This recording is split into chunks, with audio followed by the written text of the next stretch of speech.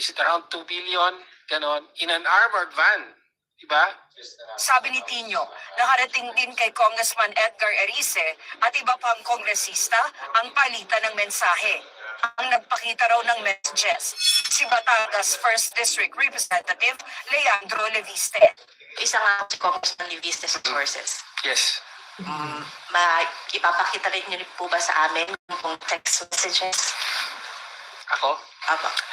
Well, you know, it's better. Okay, so yan na. Yan na mga kaibigan, no? Ito yung yung natapos na 'di ba yung impeachment, no, ni PBBM. Kasi nga not sufficient in substance. Tapos mga kaibigan, yung magtataka ka dito, natapos na yung impeachment ni PBBM. Ayan, ayaw pa rin nila tumigil, no? Sabi nila, no, itong si Tino, meron daw ipinakita, no, na mga text messages itong si Leandro Leviste. Ito naman mga kaibigan, kung talagang totoo yung mga text messages na yan, no? Sabihin na natin halimbawa totoo, no? Kung talagang totoo yan, yung mga text messages na yan, eto mga kaibigan, kitang-kita naman natin na atat sa Leviste, na ilaglag at talagang masira si Pangulong PBBM. Pero bakit hindi niya inilabas noon pa? Di ba? So mga kaibigan, sabi ko nga sa inyo, pwede akong gumawa ngayon ng screenshot. Pwede akong gumawa ngayon ng mga text messages ko, no? Alam ko kung paano gawin yan. Given, etong si Leviste, maraming beses na siya na nagsinungaling at hindi na siya credible. Dahil eto nga mga kaibigan, no? Pinipili niya yung kanyang mga ilalabas na mga record. At napansin nyo ba, napansin ng marami na sa record na nilabas niya ay edited. Wala kang makikita sa nilabas niya na record na na-implicate yung mga kasangga ni Duterte. Kasi alam naman natin DDS si Leandro Leviste.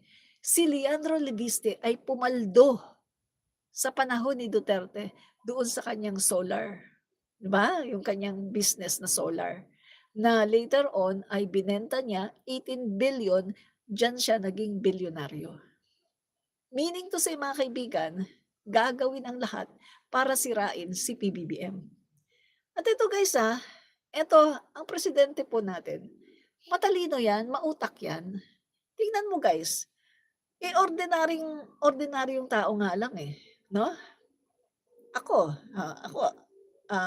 Example ko na lang sa sarili ko. Ordinaryong tao.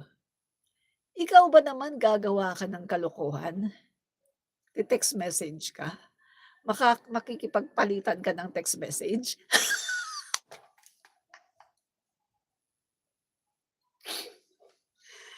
Kung gagawa ka ng kalokohan, you make sure na hindi mo yan sa text message. Kung po pwede, call, but make sure also na hindi marirecord.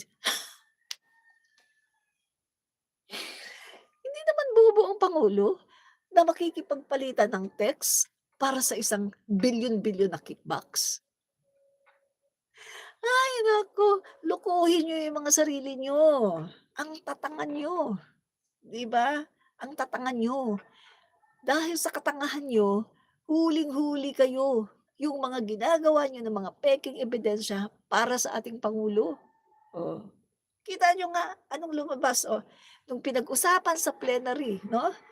Kung tama ba yung naging pasya ng Committee on Justice, no? Yung pagsasabi ng Committee on Justice na not sufficient in substance itong impeachment laban sa Pangulo. Dinala sa plenary yun.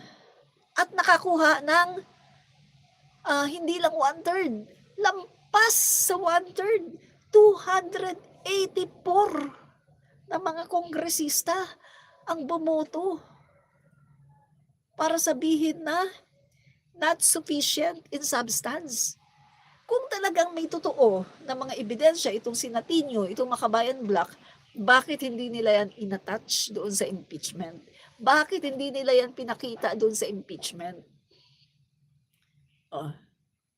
Kaya tuloy, not sufficient in substance.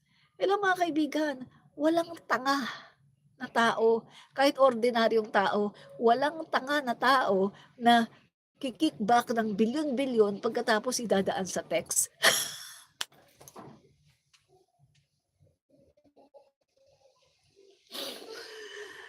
Ordinaryong tao nga lang, hindi nga gagawin yun. Maiisip yan pa kaya presidente ng Pilipinas yan?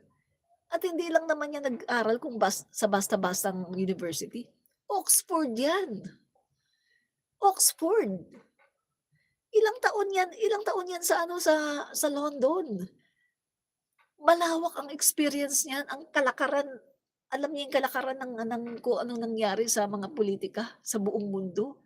Malawak yung vision niyan, yung nakikita niya, yung kanyang kaalaman, malawak dahil Oxford yan. Sa ibang bansa nag-aral yan, matagal yan sa ibang bansa. Umalis dito yan sa Pilipinas, I think 1973. 1973, umalis siya sa Pilipinas, nag-aral ng London. Bumalik yan, ano na, kung hindi ako nagkamali, 1981 o 83, bumalik yan dito sa Pilipinas. Ang tagal niyan sa ibang bansa. Mga kaibigan, nag-aral yan sa Oxford University para lang makikipag-text, palitan talaga ng text sa pagki-kickback ng bilyones. Bobo ang tatanga niyo. Bobo. Ordinaryong mamamayang Pilipino nga alam gagawa ka ng kalokohan, sa text mo talaga gagawin. Ay naku, ano ba itong mga komunista na 'to, itong mga NPA na 'to, may utak ba yan? Akala ko ba kapag NPA, kapag komunista, matalino? Ay naku, talaga naman bobo, mga bugok. Okay, tuloy natin, yan. So, na ano na natin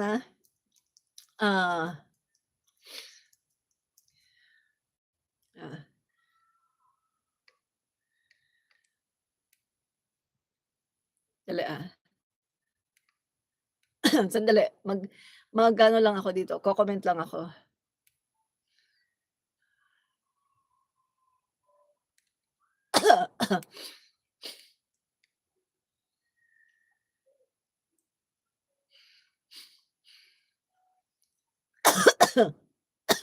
Dali ko-comment lang ako. Bugok ka ba kahit nga simpleng tao kung gagawa ng kalokohan, hindi idadaan sa text messages. Yan pa kaya na Pangulo yan ng Pilipinas? Na Pangulo yan ng Pilipinas. Bugok.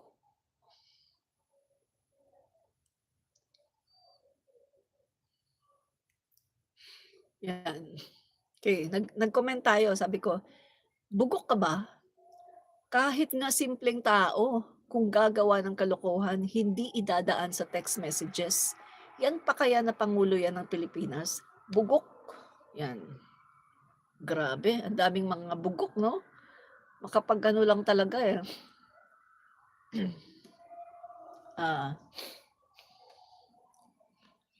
kasi sabi niya, dapat na ipatawag halimbawa ng ombudsman itong si former Yusek Bersamin at hingin na sa kanya ang kanyang cellphone at magkaalaman tayo, hindi lang po cellphone, kung hindi may iba pang mga physical evidence na maaring magpatunay na nangyari ang mga ito. Kung seryoso talagang Malacanang at ang ombudsman in one way or another, labas ang buong katotohanan na ito. Aba, kayo ang maglabas ng katotohanan, kayo ang nag-aakusa Kung sino yung nag-aakusa, nasa kanya ang burden of proof. Bugok ka ba? Saan ka nakakakita na kayo ang nag-aakusa? Pagkatapos gusto niyo yung ombudsman ang maglabas ng katotohanan? 'Di ba ang rule dito, nag-akusa ka, maglabas ka ng ebidensya, ibigay mo ngayon yung matitibay mong ebidensya, ibigay mo sa ombudsman at ang ombudsman ang bahala diyan. Gano'n 'yun. Eh, yung ginagawa niya, gusto niya ang ombudsman ang mangalap ng ebidensya. Eh, malinaw 'di ba ang sabi ni Boyeng Rimulya? 'Pag meron kayong gustong kasuhan, meron kayong mga ebidensya 'no, mangalap kayo ng matitibay na ebidensya at 'pag meron na kayong matitibay na ebidensya, ibigay niyo sa akin, sa ombudsman at kami na ang bahala maggagawa ng case build up. Malinaw 'yun, tinyo. Oh, bugok ka pala, eh. Akala ko pa naman mga leftist ay mga matatalino, eh, bugok naman pala 'to. Grabe, gusto niya ang ombudsman ang maglalabas ng ano, ng,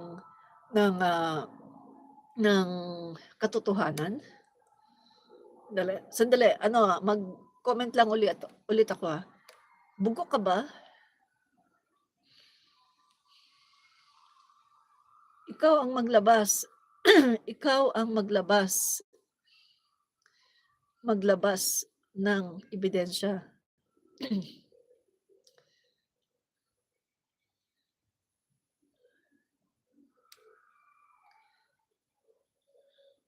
Kung sino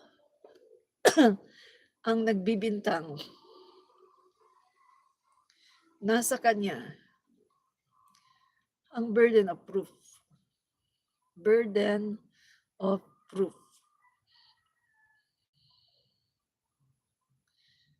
Saan ka nakakita? Saan ka nakakita na inakusahan mo ng kickbacks, tapos gusto mo ang Malacanang pa at ombudsman ang maglabas ng ebidensya? Ay, ang bugok mo naman. Tinyo. Yan, 'di ba?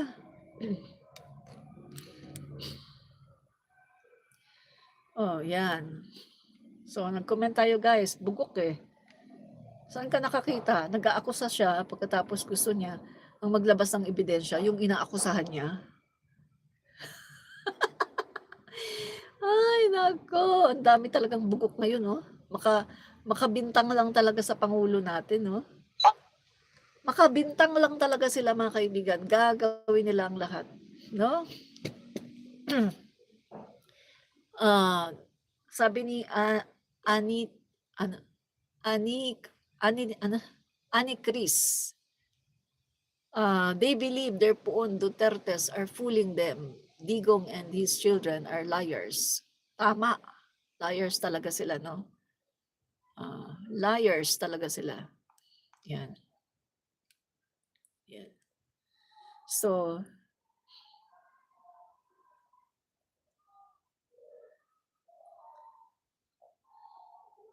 yan. Ikaw ang nagbibintang, ikaw ang maglabas ng ebidensya. Hindi pwedeng ikaw ang nagbintang tapos gusto mo yung maglalabas ng ebidensya yung pinagbintangan mo. Saan ka nakakita dun? 'Di ba?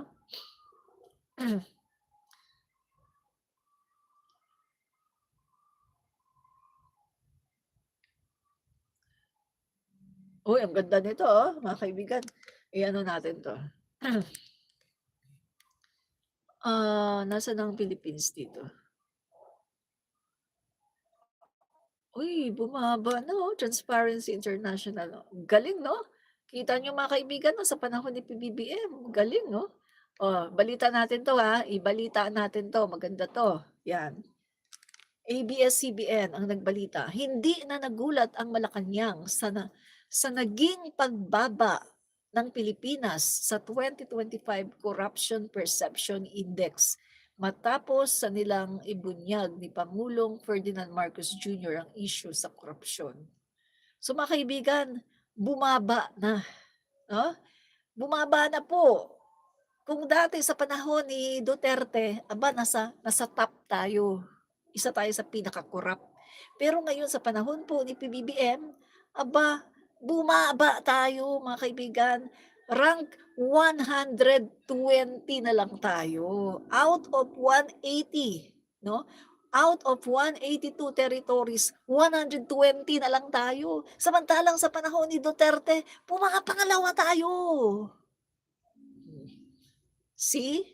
Oh, improving, nag-improve kasi ang pangulo natin ang talaga namang nagbunyag ng mga katiwalian, ng korapsyon. Tapos nagpagawa siya ng, portal 'no, ng, website, "Sumbong mo sa Pangulo," para isumbong ang lahat ng mga kung saan yung mga flood control na may mga anomalya at mga ghosts. At nakita din ng international community ang effort ng pangulo natin. Pinupuntahan niya yung mga lugar. Ini-inspeksyon niya isa-isa yung may mga nakalagay na completed. Tinitingnan niya kung kumpleto ba talaga or hindi, 'no? Tapos ano pa, nagbuo siya ng ICI para mag-imbestiga. At pagkatapos, sabi niya, full investigation, walang sisinuhin.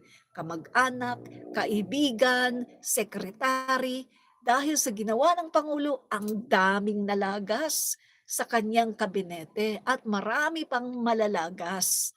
At may mga nakulong na big fish, nandyan si Diskaya na namayagpag sa panahon ni Duterte, ngayon nakakulong. At may senador pa at sa susunod pa na mga araw, may makukulong pa ulit na mga senador, 'di ba? At naka-freeze na ang bilyong-bilyong asset ng mga YAP, naka-freeze na ang bilyong-bilyon at air asset ni Zaldico, at marami pang mga naka-freeze at maraming nagsoli ng pera na ninakaw. See? Oh. Oh, 'di ba, mga DDS, ano masasabi niyo? Oh, anong masasabi niyo mga DDS? Oh, sumasakit na ba ulo niyo? Oh, sumasakit na ang ulo niyo 'no, sa good news, sa dami ng improvements sa Pilipinas under PBBM administration. Sumasakit na siguro ulo niyo? Oh, gulat kayo 'no? Oh, ano, magmula sa pang-number 2 sa panahon ni Duterte, pinaka-korap tayo, isa tayo sa pinaka-korap, halos number 2. Oh, ngayon 120. Nasa rank 120 na tayo out of 182 na territories o na country. 120 na tayo, ang baba.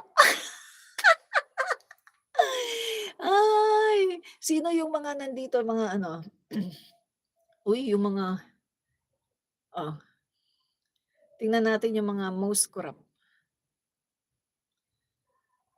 Ah,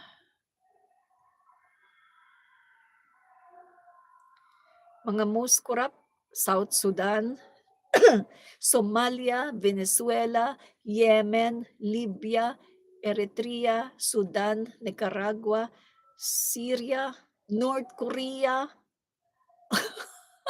at pababa pa. Uy, grabe 'no, mga most corrupt 'no. So mga kaibigan, malaking improvement 'to, malaking improvement diyan, bumaba na, hindi na tayo pang number 2 katulad sa panahon ni Duterte. Kasi mga kaibigan 'di ba, recognize niyo 'to mga DDS, sa panahon ni Duterte, 2017, Duterte is the most corrupt person of the year. Most corrupt leader of the year. Tinalo niya yung ibang mga kandidato, tinalo ni Duterte, no?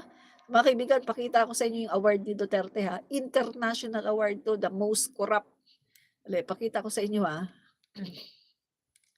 The most corrupt. 2017.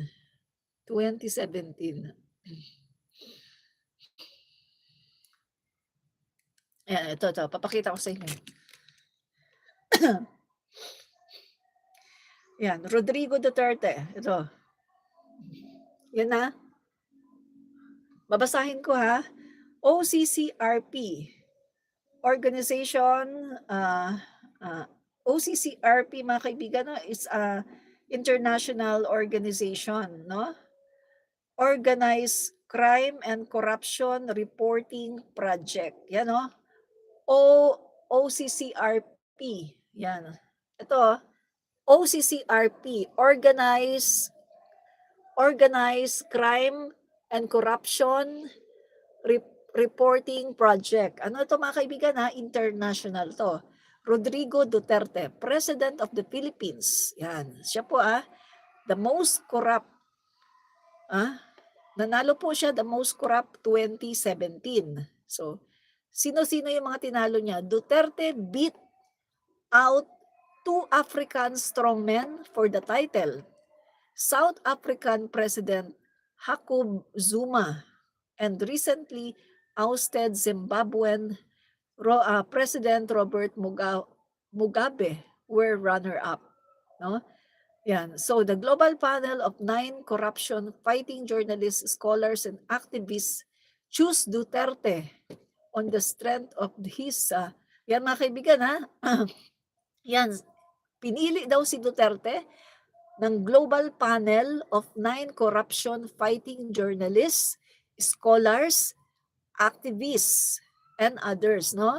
Pinili nila si Duterte, no? The most corrupt, no? So, and mga kaibigan, Philippine officials put the real number of drug users to 1.8 million. So, Duterte overseen the killing of more than 7,000 and possibly as many as 12. Yan. So, yung report naman ng ay 30,000. So, ito mga kaibigan, pinakita din dito na ito kasi mga guys, ginawang negosyo din, no? Itong pagtsugi ng mga bangag daw ay ginawa ding negosyo, no? Ginawang ganito, no? Yan. Kaya paramihan, no? Kumukota ang ating mga pulis, no? Duterte was runner-up in 2016 when Nicolas Maduro was chosen as Person of the Year. Si Maduro, di ba? Sa Venezuela, yung merong ngayon, yung inaresto, di ba, ni Trump, no, ng US, si Maduro, yung kinulong sa US. So ito yun, 2016, si Maduro ang nanalo. Naglaban si Duterte at saka si Maduro, si Maduro ang nanalo, no? Most corrupt person of the year si Maduro 2016. Pero pagdating sa 2017, si Rodrigo Roa Duterte na ang nanalo, the most corrupt person, no? Si Rodrigo Roa Duterte noong 2017. So mga kaibigan basahin natin. Duterte was a runner-up in 2016 when Nicolas Maduro was chosen as Person of the Year. Maduro's presidency in Venezuela has beggared his oil-rich nation, set murder and crime rates soaring, and has been notable for mismanagement and oppression. Previous Persons of the Year include Russian President Vladimir Putin, 2014 si Putin naman, 2013 the Romanian Parliament. Pagdating naman ng 2017, eto na si Rodrigo Roa Duterte, the most corrupt person of the year. Yan mga kaibigan, no? Nakalagay ang kanyang pangalan, no? All winners. Eto na yung mga winners. Pagdating sa 2017, ayan pangalan, no? Rodrigo Duterte. Rodrigo Duterte, 2017. All winners. Di ba? Yan yun. Most corrupt person 2017. So, ngayon, sa panahon ni PBBM, mga kaibigan, yung pinakita ko sa inyo kanina, ito, ang Pilipinas, nag-improve na tayo, bumaba na. Kung sa panahon ni Duterte, nasa number 2 tayo, the most corrupt, no? Most corrupt countries in the world. Ngayon, sa panahon ni PBBM, bumaba na, nasa pang 120 na lang tayo. Biruin mo ang laki ng improvement Pagmula sa pangalawa na pinaka-corrupt sa mga bansa sa buong mundo, naging 120 na lang. Ang laki ng improvement nun, guys. Ito ang laki ng achievement ng ating Pangulo.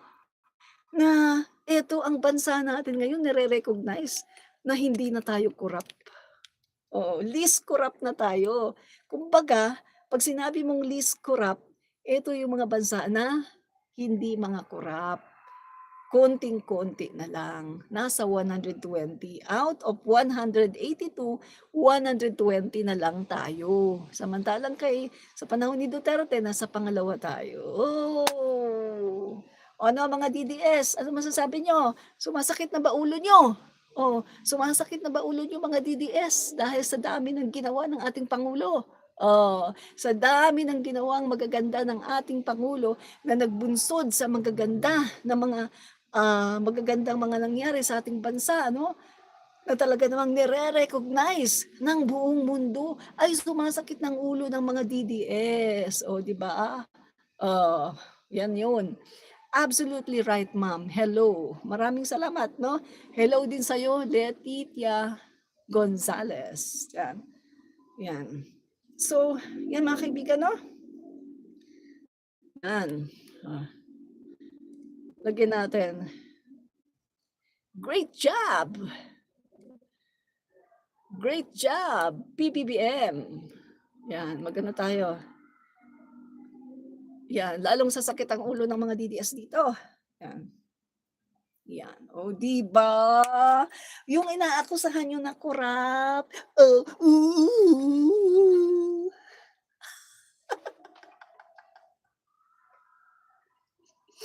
Ano na mga DDS? Kaya pa ba? Ano na mga DDS? Kaya pa ba? Ay, nako. Hindi na nila kinakaya. Okay. Hindi na nila kaya. No?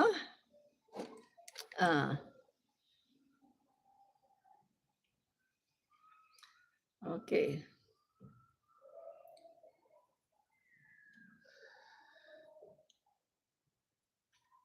Okay.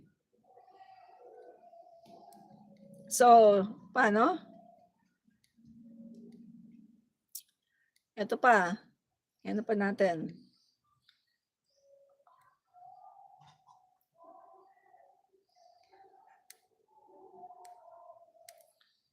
Okay.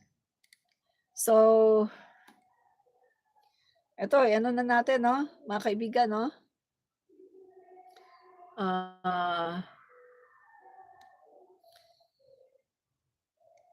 Yan, yung topic natin, no? Yung pinaka-topic natin mga kaibigan, no, patungkol dito sa meron pong balita, no, mga kumakalat ngayon ng mga balita sa mga Viber, sa mga Telegram, sa mga chat, no, na nagli-leak mga kaibigan, ha?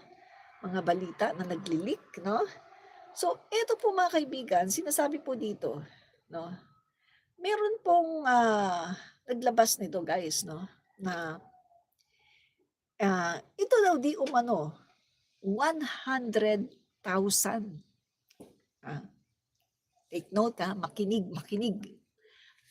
kayo mga guys. Meron daw 100,000 trolls activated to boost Sara Duterte and to dismantle the government and to dismantle, sirain yung mga presidential candidate, yung mga aspiring candidate, whether Pinklawan, Dilawan man yan, no? So, eto yung mga kaibigan, no? Yung DDS camp, eto yung balita yung DDS camp ay naglabas daw, nag-activate ng 100,000 trolls activated para sirain si PBBM, i-boost si Sara Duterte, pabanguhin ang pangalan, at ang trabaho daw ng mga trolls na to, itong 100,000 na trolls na to mga kaibigan, ang trabaho nila ay mag-comment sa comment section, no? Ang gagawin nila sa comment section kapag may post, sisiraan nila ang Pangulo, no? Magpo-post sila ng mga bangag, mga kung ano nung paninira. Pagkatapos ipagtatanggol nila si Sara Duterte. Pagkatapos, itong mga 100,000 na to mga kaibigan na inactivate ay magpo-post din para i-boost si Sara Duterte. So meaning to say, etong 100,000 na mga na-activate na mga trolls na to, magpo-post sila para iangat si Duterte, iangat ang China narrative, sirain ang Pangulo, sirain ang administrasyon, magpalabas ng fake news, sirain ang mga aspiring candidate, katulad ng mga kandidato ng Dilawan, si Lenny, si Risa, si Bam Aquino, at sirain din ang mga aspiring candidate ng administrasyon ni PBBM. So yan daw ang magiging trabaho nitong 100,000 na mga trolls na to. Mga bago to guys. Bago. Bago to.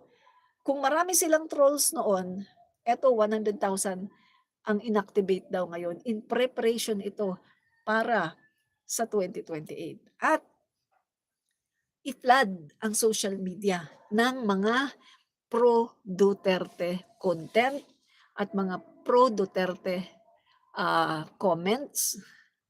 Ipa-flood nila para palabasin na marami sila at maraming supporter ang mga Duterte. Yun po.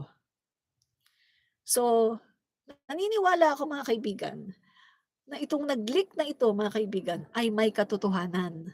Kasi pansin na pansin ko Pansin ko yan sa TikTok ko, sa Facebook page ko, even dito sa aking YouTube channel. Sa TikTok ko, pag nag-post ako about PBBM, good news PBBM good news. Walang pagtira sa kay Duterte o kay Sara, hindi ko tinitira. PBBM good news. Magpo-post ako. Makikita mo, may comment na mga anti-Marcos, anti-government, tapos ibuboost nila si Sara. Sara for president, ganyan-ganyan. Tapos pag i-click mo, oy, naka-private, wala man lang kahit anong post, bagong gawa. Ganon din sa Facebook ko, mga kaibigan. Kitang-kita ko, oy, may magko-comment, no? Sara Duterte for president daw. Pag-click mo, uy, naka-private, wala kang makitang kahit ano. So mga kaibigan, naniniwala ako na totoo ito. No? Sa akin sariling pananaw, naniniwala ako na totoo ito. 100,000 trolls activated to boost VP Sara Duterte and to dismantle the government and the president. At sirain din. Ngayon pa lang, maaga sisirain ang aspiring candidate ng mga Piglawan, ng mga Dilawan, at yung mga aspiring candidate ng administrasyon. Ito po yung kanilang magiging trabaho. Itong troll na to. At sabi pa dito, kasama ang China sa nagpupondo to boost their narrative. At para makapag-install sila. Humihina yung mga internet. Bakit kaya? Bakit humihina ang internet ko?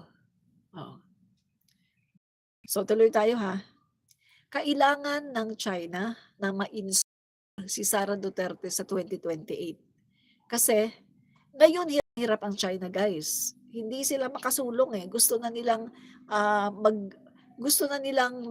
mag-build na naman ng another military post. Gusto ng China mag-build na naman ng another military camp, no? Diyan sa karagatan sa West Philippine Sea. Pero hindi nila magawa. Kasi naninindigan ang Pangulo natin. So kailangan ng China ng puppet president na mai-install nila.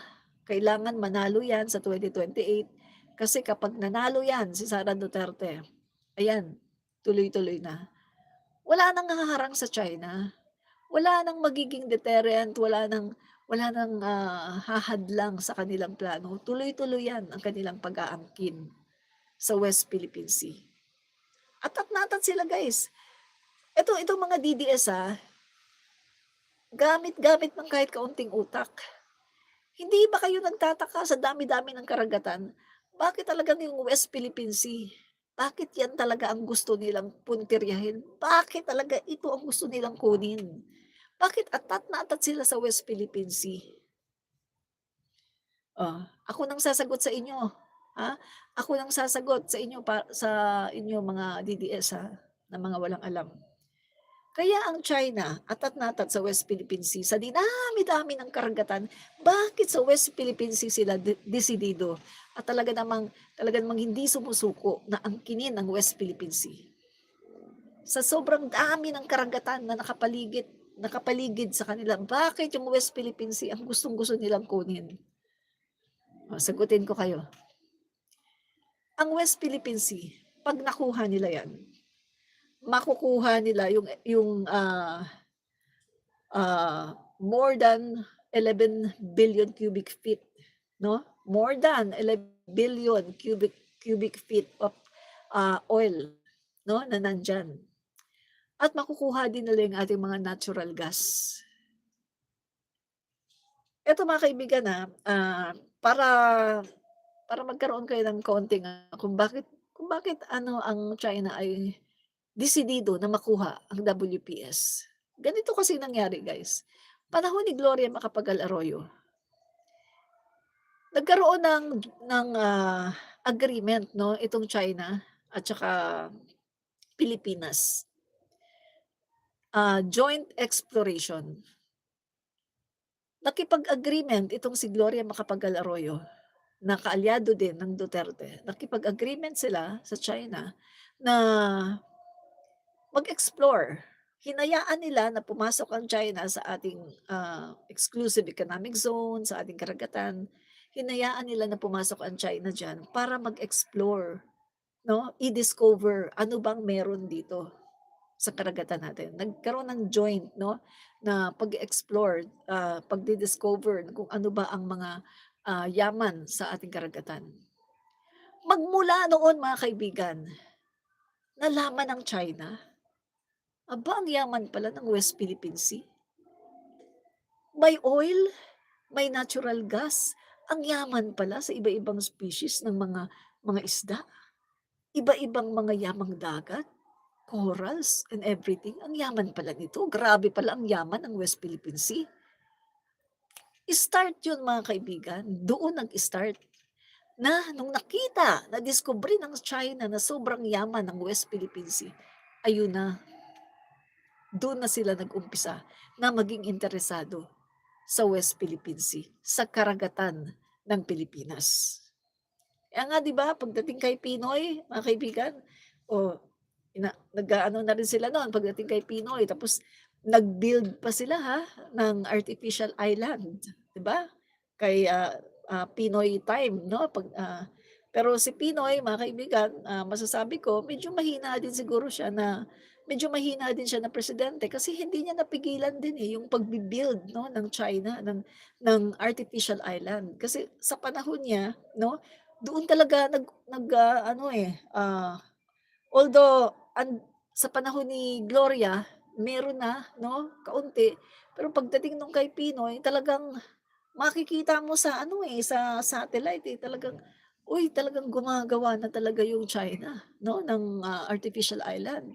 Tapos umabot pa yun sa panahon ni Duterte, 'no, na talagang gumawa, talagang, tinapos, 'no, at tinulungan pa ng Duterte administration din, 'no, yung, China. Kasi kung sinasabi nila na ang Pinoy administration ay kumukuha, 'no, hinayaan ang China na kumuha ng mga Dolomite Beach, ng mga Dolomite sand sa Zambales, the same with Duterte administration, hinayaan nila ang China na patuloy na kumuha ng mga Dolomite sand natin sa Zambales at sa iba-ibang, bundok, 'no, sa iba-ibang mga bundok ng ating, mga probinsya, 'no, sa may Mindoro, kung saan may mga Dolomite sand. So meaning to say, mga kaibigan, panahon ito ni Gloria, nagkaroon ng joint exploration, explore ano bang meron dito sa West Philippine Sea. Doon, mga kaibigan, after malaman ng China na ganito pala kayaman ang West Philippine Sea, hindi na nila tayo tinantanan. ang maganda lang kay Pinoy administration, kahit papaano pumalag si Pinoy. Oo, hindi niya nakaya, hindi niya inutusan yung kanyang mga ano, "O pasabugin niyo yung mga pinaggagawa diyan ng mga ano, pasabugin niyo 'yan," ng ganyan. Medyo naduwag siya 'no, si Pinoy. Kasi nung sinabi ni Obama sa Philippine Coast Guard na, "Oh, alis kayo diyan." Tapos yung China, alis din. Anong order ni Pinoy? Nag-order siya na mag-retreat 'no, umalis ang Philippine Coast Guard. Kasi yun ang kasunduan. Ang sabi ng Amerika, "O ganito ha, para walang away, kayo, Philippine Coast Guard alis kayo dito, kayo Chinese Coast Guard alis kayo dito para walang away, walang magmamay-ari dito." Ang nangyari si Pinoy, nag-order sa Philippine Coast Guard na umalis. Sumunod siya, ang China hindi umalis. So mula nun, na umalis yung China. Talagang kinorner na nila yung part na yan ng West Philippine Sea at hindi na talaga sila umalis.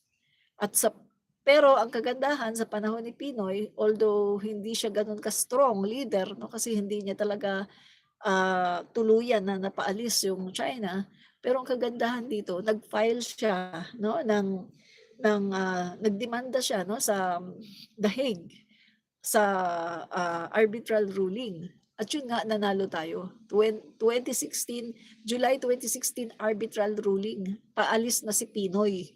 So meaning to say si Duterte dapat ang mag-implement. Kasi nung lumabas yung, 2016 arbitral ruling, July, paalis na si Pinoy, si Duterte naman ang pumasok. Ang mali dito mga kaibigan, sana nung nakuha natin yung award na yan, arbitral ruling award na sinasabi na sa atin, tayo yung may karapatang mag-explore diyan sa ating exclusive economic zone, yang inaangkin na yan ng China. Sana kung si Duterte lang ay matino na presidente, sana pina-implement niya ito at hindi niya binaliwala. Pinarinig pa niya sa China ang sinabi niya na, ano lang yan, papel lang yan, lamukusin mo, tapon mo sa basurahan. Wala yan, hindi naman yan Oh. Lumaki ang ulo ng China, mga kaibigan. At sinabihan pa niya yung ating mga Armed Forces of the Philippines na gustong magpatrol diyan sa West Philippine Sea, sinabihan pa niya, "Huwag na kayo magpatrol, hayaan niyo na yan, yung West Philippine Sea. Ibigay na natin yan sa China, tubig lang naman yan." Oh. Yan yung mga kaibigan, no? 6 na taon. Talagang, talagang 6 na taon na tinolerate ni Rodrigo Duterte ang China sa kanilang pangangamkam. Ang masakit pa nito mga kaibigan yung ginagawa ng Chinese Coast Guard 'no, at saka Chinese militia. Yung ginagawa nila sa ating mga fisherman. Alam niyo ba ang ginagawa nila sa mga fisherman natin? Inaakyat nila yung mga bangka ng mga fisherman natin. Pagkatapos kinukuha nila yung mga isda. Hindi sila humihingi. Kinukuha nila, sila pa yung namimili, kinukuha nila mga malalaki, mga ano. Anong nangyari sa mga fisherman natin? Umiiyak na lang. Hindi ba inaano pa nga yan sa documentary sa Channel 7, sa Channel 2. Umiiyak na lang yung mga mangingisda natin. Kasi ang hirap daw hulihin yung mga mangingisda natin, magagaling silang lumangoy. Meron silang paraan kung paano manghuli ng mga malalaking isda. Sinisisid pala nila yan. Sinisisid nila talaga. At meron silang parang bait na pagkatapos pag-aho nila, huli na nila yung malalaking isda. Gano'n kahirap nilang hulihin ang mga malalaking isda na yan. Pagkatapos, sasampa yung Chinese militia sa mga bangka nila. Pagkatapos, kukunin yung mga isda. Tingnan yan. Kawawa yung mga mangingisda natin. Pinabayaan ni Duterte yun, mga kaibigan. 6 na taon na pinabayaan ni Duterte. Pinalaki ni Duterte ang ulo ng mga Chinese Coast Guard ng China.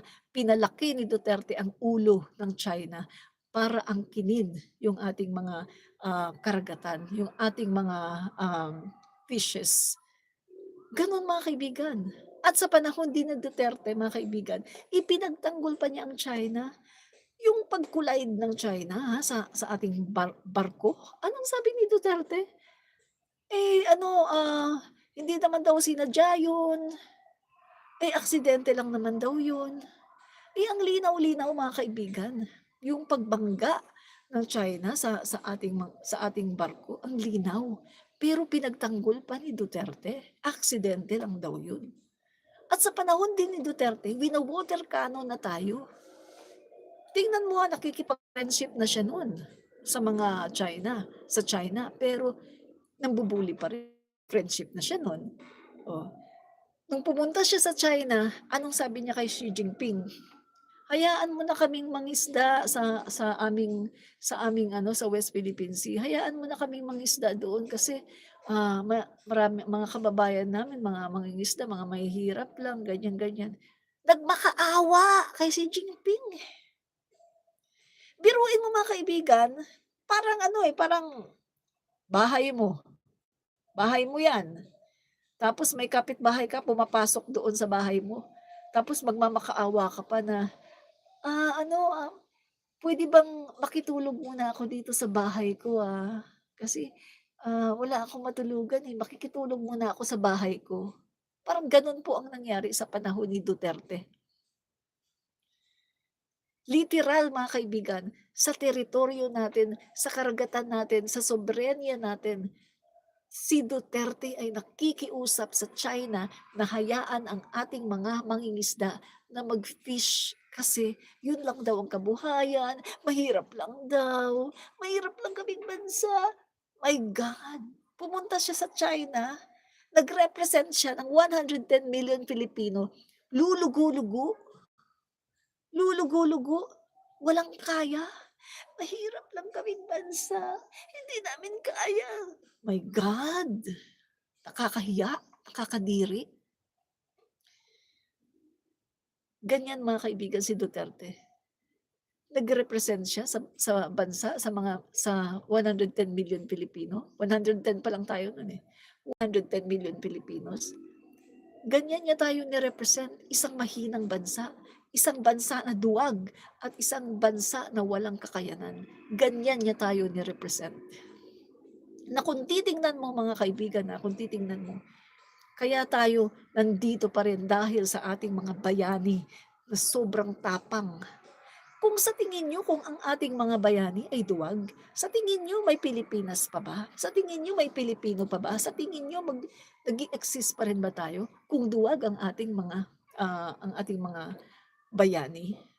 Yung mga bayani natin, lumalaban sa Spanish, lumaban sa Amerika, nakipagbakbakan sa mga Hapon, gamit ang gulok, mga improvised na gun. Gano'n katapang ang mga Pilipino, may dugo tayong bayani, hindi tayo pwedeng basta-bastahin lang. Pero anong ginawa ni Rodrigo Duterte? 6 na taon na in-insist niya sa utak ng mga Pilipino na duwag tayo, wala tayong kakayanan, hindi puwede, hindi tayo puwedeng mag-assert ng ating karapatan sa West Philippine Sea, gigirahin tayo. Gano'n tayo binrainwash ni Duterte. In-insist niya, in-install niya sa isip ng mga tao, in-instill niya sa utak ng mga tao na kapag nag-assert ka at nanindigan sa West Philippine Sea, gigirahin ka ng China na never, never mangyayari yan. Hindi yan katotohanan. 'Di ba? Mga kaibigan, ang paninindigan para sa karapatan mo ay hindi ibig sabihin na ikaw ay nakikipaggiyera. Naninindigan tayo para sa ating existence, para sa ating survival. Kung hindi natin paninindigan ang West Philippine Sea, paano na yung mga kabataan, yung mga susunod na henerasyon na isisilang sa Pilipinas? Wala ng karagatan, wala ng soberenya, wala ng mga isda, wala na tayong ma-explore ng mga natural gas na oil and everything. Wala ng ekonomiya natin. Aasa na lang tayo sa mga importation, aasa na lang tayo pag i-import ng mga oil, pag-import ng mga isda, at kung ano-ano pa. Yan po ang ginawa ni Rodrigo Duterte. Traidor. Kaya nga mga kaibigan naranasan na natin ang isang Duterte kung paano mamuno. Wala siyang nagawa na maganda sa ating bayan. Pagkatapos, gusto nyo another Duterte in 2028? Nagagawin na naman uli, mga kaibigan, yung 6 na taon na pagsuko sa ating soberenya dyan sa West Philippine Sea. Nagagawin na naman uli na tayo ay maging province of China. Padadamihin na naman ang mga pogo, isabong, papupuntahin na naman dito ang mga Chinese, ang mga mainland, nasa mainland China, walang mga dugong Pilipino, at magkakaroon sila ng birth certificate, magkakaroon ng Philippine passport. Yan po ang Duterte legacy. Sa panahon ni Duterte, mga kaibigan, ang mga Chinese from mainland, walang dugong Pilipino, walang dugong Pilipino, pinapunta dito sa Pilipinas at nagkaroon ng birth certificate, nagkaroon ng Philippine passport. Di ba? Naipakita ko sa inyo ang resibo nung last vlog ko. Di ba? Naipakita ko sa inyo. Saan nakakakuha ng birth certificate? Davao. Saan nakakakuha yung mga Chinese na to ng Philippine passport? Davao City. Pinakita ko sa inyo. Yung mga balita. Davao City. Diyan sila nakakakuha. Paano nakakapag-operate yung mga yan? Paano sila nakakapagbenta sa mga Chinese national ng birth certificate at nabibigyan pa ng Philippine passport kung walang approval ng mayor at ng Pangulo ng Pilipinas na si Rodrigo Duterte? 'Di ba? Yun yung mga kaibigan. Hindi naman lalakas ang loob ng mga taga Davao na yan na gumagawa ng ganyan eh. Biruin mo, Chinese national, walang Filipino blood. Nagkakaroon ng birth certificate. Diyan talaga sa Davao, sa Davao ginagawa. At sa Davao City din ginagawa na kung saan ang mga Chinese nationals walang Filipino blood nakakakuha ng Philippine passport. Hindi yan mangyayari dyan kung walang approval ng mayor ng Davao at kung walang approval ng presidente ng Pilipinas na si Rodrigo Duterte. 'Di ba? Yan yun mga kaibigan. Kaya eto, nakita na natin kung paano mamuno ang isang Duterte. Hindi tayo magluluklok ng isang Duterte na sisirain lang ang Pilipinas. Anong ginawa ni Duterte sa Pilipinas? Sinira niya ang Pilipinas. Giniba niya ang ating demokrasya. Sa panahon ni Duterte, pinagkakatay niya ang ating mga mamamayan. Na kahit hindi naman adik, biruin mo pinagkakatay. Bata. Naalala niyo yung sinasabi ni na Las Cañas? Kita niyo DDS yan. Pinagkakatiwalaan ni Duterte Ano sabi niya, mga kaibigan? Tsaka si Matubato? Grabe daw na konsensya na sila. Bakit? Pati bata, pinapatsugi. Bata pinapatsugi. Yung kwento nga ni Matubato guys, no? Si Matubato ba to o si Las Cañas, no? May bata, 4 no, bata. Isa lang ang nanay magkakapatid to, pinatsugi. Iba-ibang araw, pinatsugi ni Duterte. Talagang ayaw daw niya gawin kasi nga bata. Bakit daw pinatsugi ni Duterte? Kasi umano daw ng solvent. Yung mga kaibigan, bakit naggagano ng solvent yung mga bata na yon? Kasi walang makain. Ang epekto ng solvent, no, ayon sa mga expert, ang epekto ng solvent, hindi ka makakaramdam ng gutom. At yung mga batang yon, nasabi na pinaganon ni Duterte, nagsasolvent daw. Yung nanay nila, parang ang nanay nila ay byuda at nasa palengke, no, nagtitinda sa palengke. To cut the story short, mahirap lang sila. At yung mga bata na yan, medyo napariwara kasi hindi sila naasikaso ng nanay nila dahil nasa palengke 'no, nagtitinda sa palengke. Parang ano lang yung tinda-tinda lang sa ano, yung vendor lang na wala talagang stall, vendor lang tapos maliit lang ang kinikita.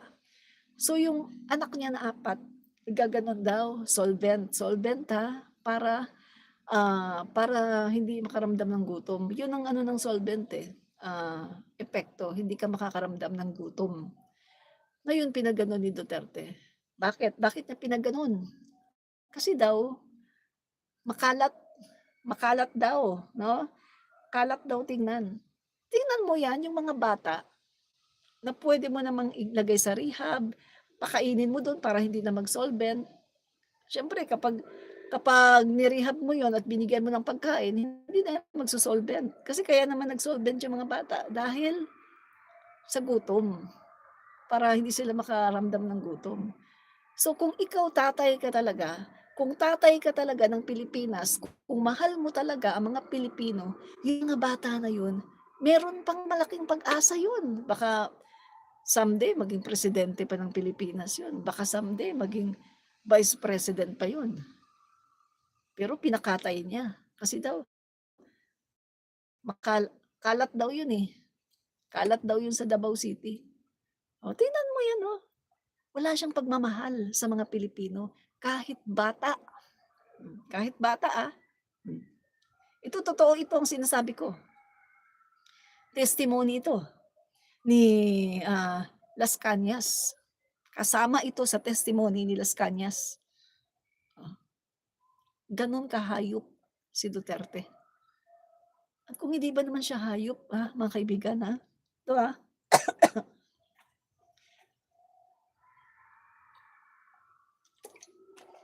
kung sa kanya kaya ginawa, na yung isang ano daw, kriminal yata 'to, 'no?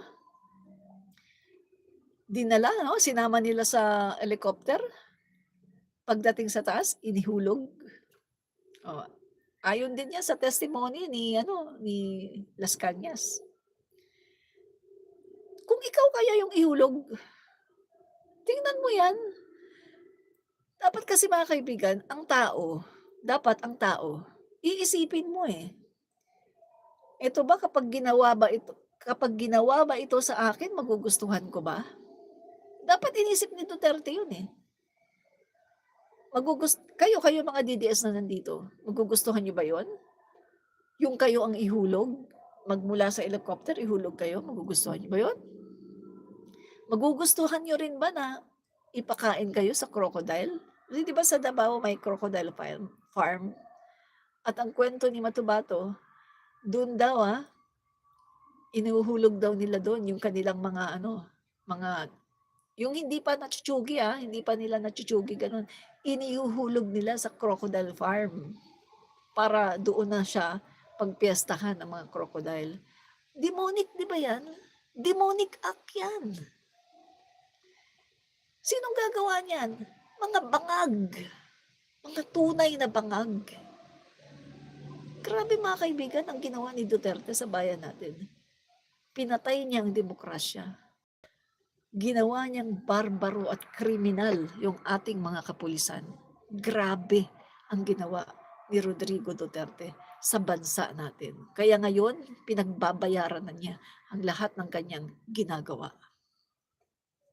Sabi nga, di ba, kung anong gawin mo, pagbayaran mo. Hindi pwedeng gumawa ka ng krimen pagkatapos makakaligtas ka lang. Pagbabayaran mo yan. At ito ngayon, pinagbabayaran na niya. Kaya nga mga kaibigan, yung sa mga nagsabi, matanda na yan, nakakaawa naman. Matanda na? Nakakaawa? Hello. Lagi siyang nakikita ng mga pamilya niya.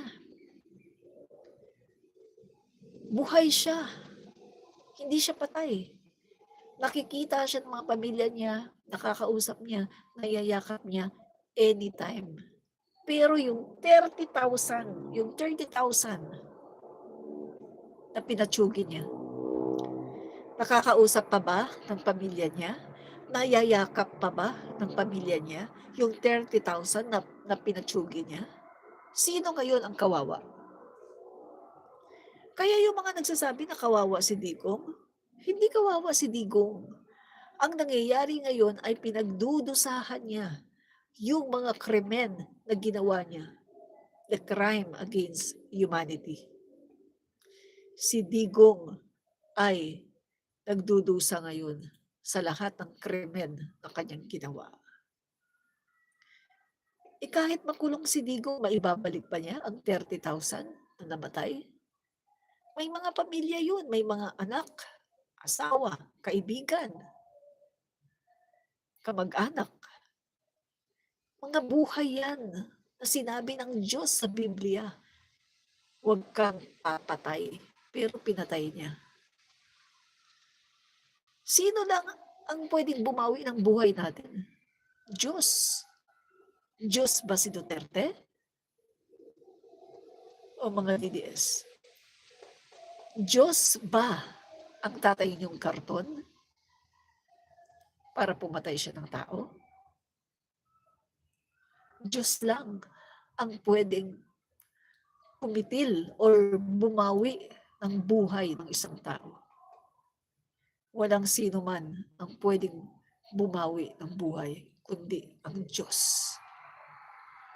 Kaya kahit anong sabihin niyo na justification, just to justify the 30,000 extrajudicial killings, wala yan. Hindi ma-justify yan dahil malinaw ang nakalagay sa Biblia. Huwag kang papatay. Huwag kang papatay. Oh, yun.